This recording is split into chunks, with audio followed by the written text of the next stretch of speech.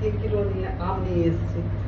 আর ভাবলাম রিক্সা করবো, করা হলো না। চলো দেখাচ্ছি বাজারে।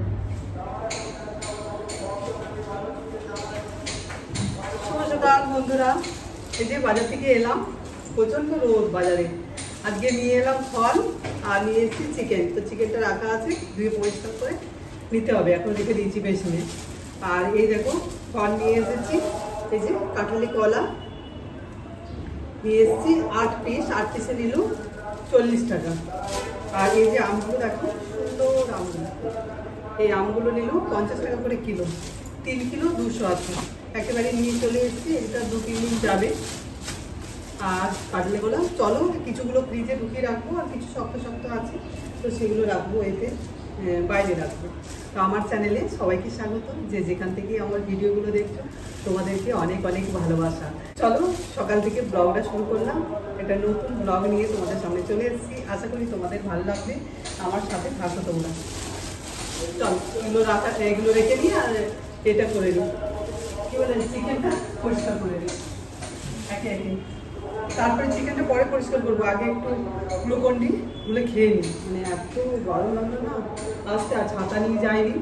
আর মেয়ের একটা ফটো প্রিন্ট করা ছিল, পিকচার, ওই ফটোগুলো পাসপোর্টের ফটো প্রিন্ট করা ছিল, কিন্তু সব দোকান বন্ধ, শুধু একটাই জেরক্সের দোকান খোলা ছিল, তো সেটাতে আবার ফটো প্রিন্ট হবে না। তো আর দোকানগুলো দেখবো আমি আজকে, ওই জন্য আজকে দেরি করে গেলাম। মানে বেরিয়েছি 9টার সময় বেরিয়েছি, আর কিন্তু দোকানগুলো খোলেইনি, এবার সেই আবার বিকেলে যেতে হবে।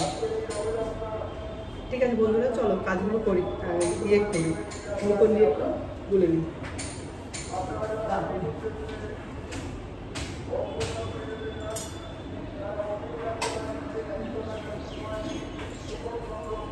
এখানে থামুন,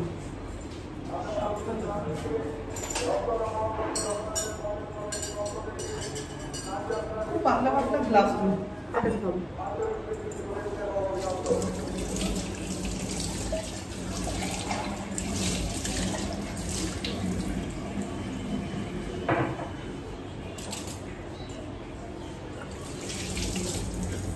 ঠান্ডা জলে খাবি।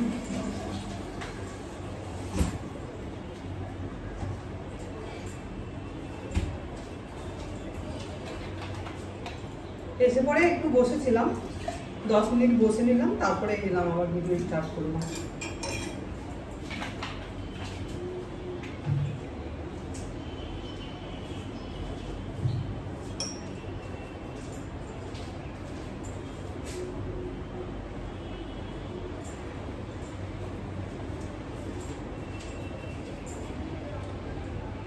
অনেকটা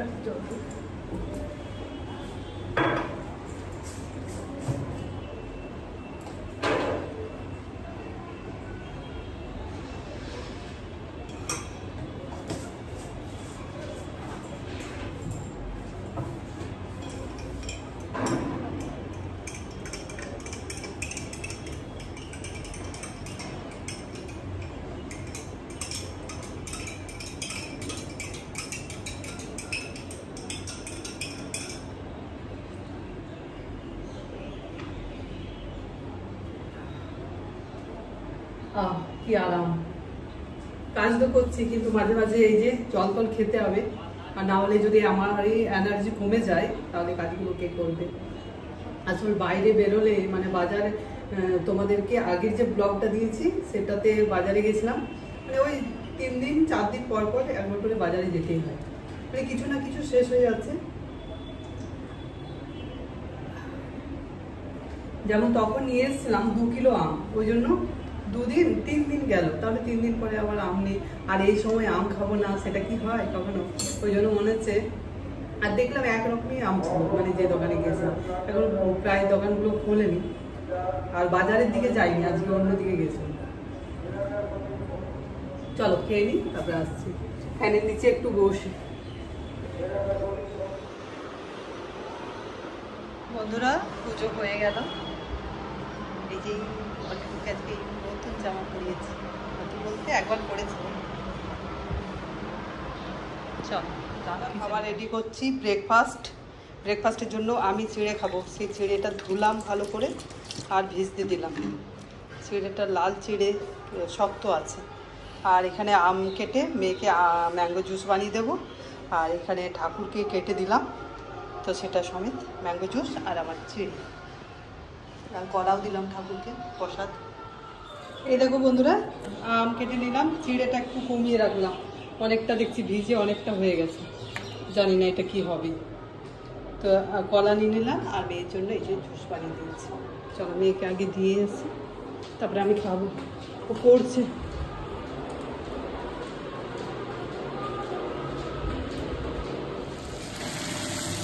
বন্ধুরা এই যে বিরিয়ানি আজকে বানাবো, তাই ভাতটা রাইসটা করে রেখেছি আর আলুগুলো ভেজেছি।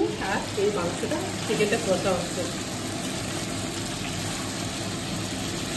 মেয়ে বললো মা বিরিয়ানি করো, অনেকদিন করো, চলো করা যাক।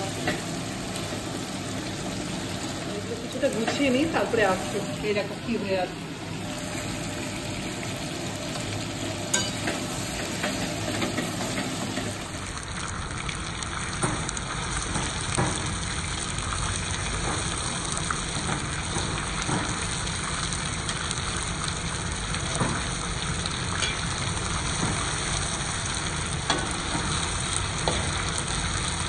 বিরিয়ানি রেডি হয়ে গেছে। এই যে আমরা খাবার বেড়ে নিয়ে চলে এসেছি, আর শুধু শসা পেঁয়াজ কাঁচা লঙ্কা নিয়ে চলে এসেছি। চলো তাহলে আজকে জমিয়ে লাঞ্চ করে নিই আমরা, আর তারপরে ফিরে আসছি তোমাদের কাছে।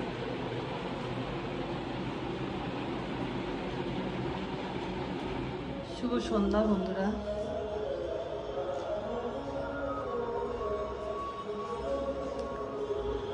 এই দেখো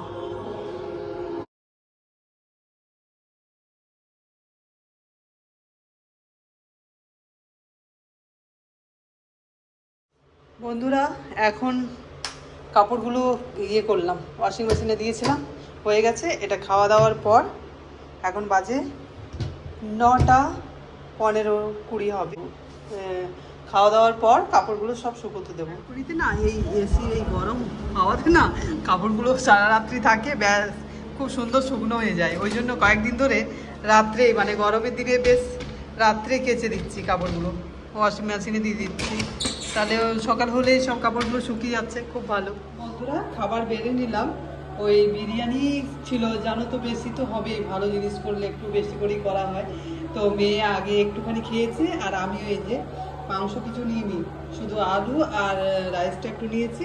তো চলো আমি ডিনার করে নিই আর তারপরে আসছি, রান্নাঘর গুছোতে হবে।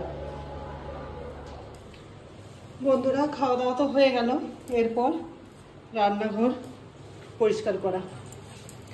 সকালে এসে সোনালি করবে, কিন্তু আমি তার আগে আমাকেও তো পরিষ্কার করে রাখতে হবে। তো আমি একদম সব পরিষ্কার করে রাখি, বাসন টাসন সব ঠিকঠাক করে রাখি, এই আর খেয়ে দেবো।